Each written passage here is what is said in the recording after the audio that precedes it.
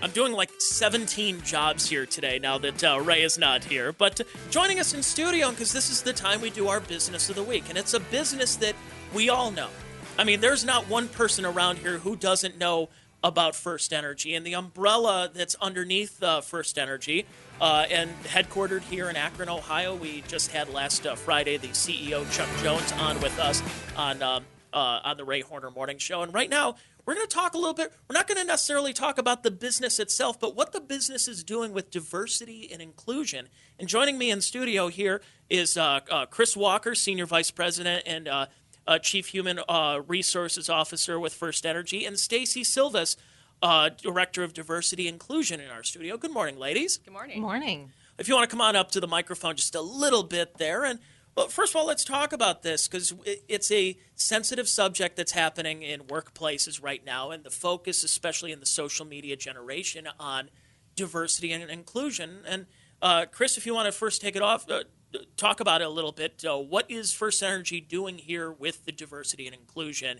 here, especially in the present day? Well, sure. Diversity and inclusion right now is just so important to the workplace, and our employees are really expecting diversity and inclusion at First Energy. Research shows that companies who are strong in this space are more successful financially. Their employees are more engaged. They're more innovative. Shareholders are happy. Employees are happy, and that's really what we're aiming for here at First Energy. Chuck Jones, our CEO, is currently has a personal commitment to enhancing diversity and inclusion through the CEO Action for Diversity and Inclusion that he's a part of. And how has this changed over time? Because as we've seen that in the last few decades, that the more awareness based on how everything has gone, whether it's diversity of skin color, of females in the workplace, sexuality, religion, anything like that, that this is kind of, the spotlight has been especially put on it, like I said, in the social media age. How has that changed over right now as we've gone into, we're about to enter a new decade coming up in just a few months. How has that changed over time? Sure. So as Chris mentioned, this new generation coming into the workplace is expecting diversity, and the way we define it is very broad. It's all of the things you just described, as well as differences in terms of experiences, backgrounds, et cetera.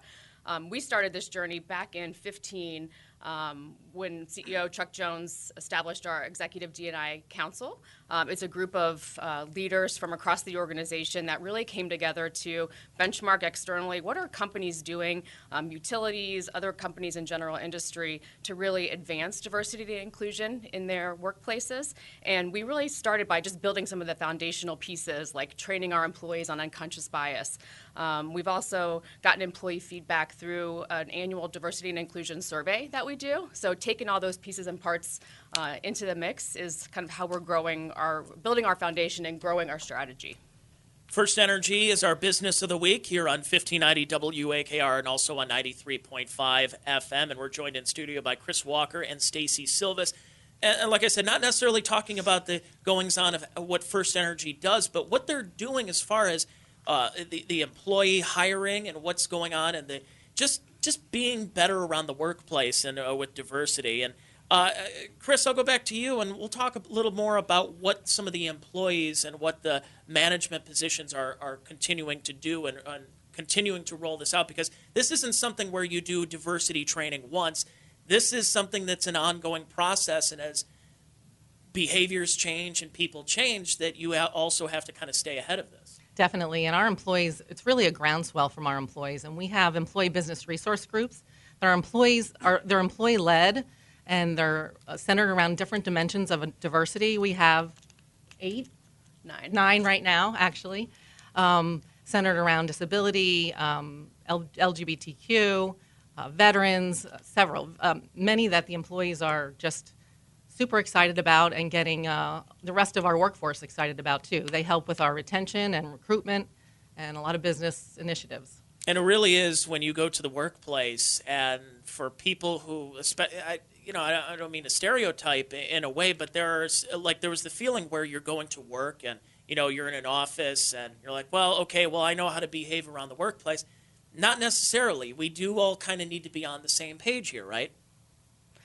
Absolutely. And I would say these groups help create a connection for folks so that they feel like they can come to work, be part of something that's bigger than themselves, and really help contribute to the business too.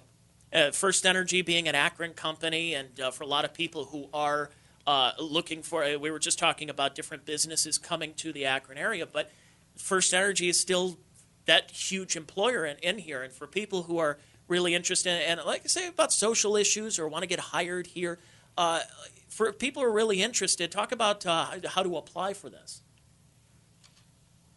Chris, would you apply for positions within First Energy? Yeah, just being a part of the team.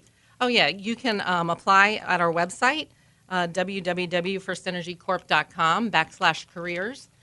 We have career fairs going on throughout the Akron area.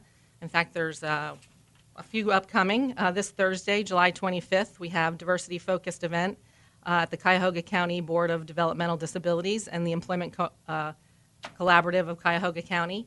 And on August 22nd, we have a Veterans Job Fair through Recruit Military. Very nice. And you were going to say? I was just going to add, another thing that we're doing is really trying to get out into the schools earlier.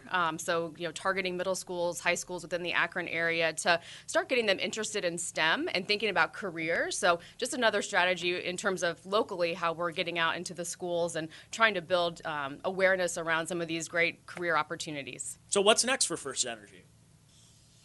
So, in terms of what's next, we've spent a lot of time over the past few years building on our foundation, and really at this point, it's trying to strengthen and deepen it.